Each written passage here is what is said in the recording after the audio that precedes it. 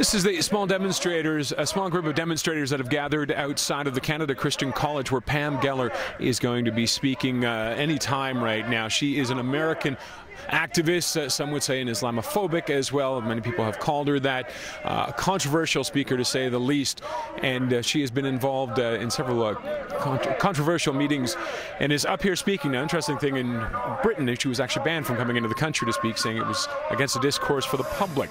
So we will have reaction from both sides about this speech coming up on City News tonight. We'll see you back here at 11.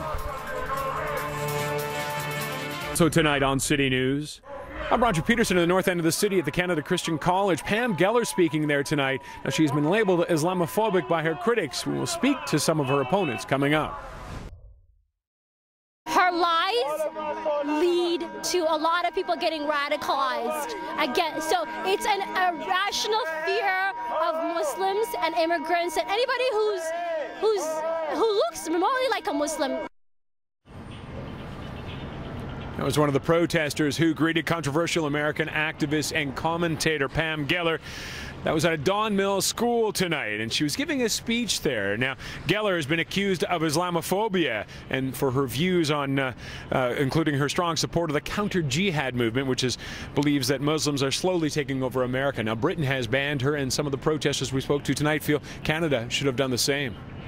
We're saying this kind of hatred leads some people to attack other people. So it's not just speech, it leads to incitement, it leads to radicalization, and we're asking the government to do more, because we're a multicultural society, and if we're saying that we're a democracy, we shouldn't allow these figures. They're radical, they're fringe, but unfortunately they're becoming more and more mainstream.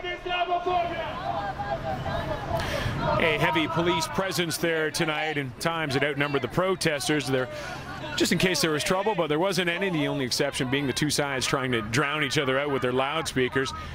Now, as for the speech itself, we and other media were not allowed in, but it is likely Geller stuck to her views. She has been quoted that she has no problem with Islam, but has a problem with political Islam. Now, she has come under fire for calling on Islam to be officially classified as a political movement as well as a religion. Now, one man who was going in to hear Geller dismissed the protester, saying she is just promoting awareness of her ideology.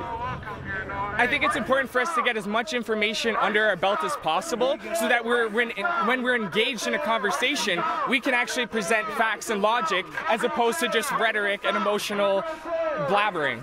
I don't actually understand what Islamophobic means, to be honest with you. I don't really put any stock into that word anymore.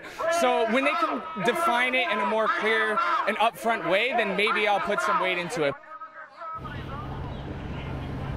And Geller was one of the people cited in mass murder, the Norwegian mass murder Anders Breivik, in his manifesto, but Geller says it's ridiculous that she or any other right-wing writer should be held responsible for his actions.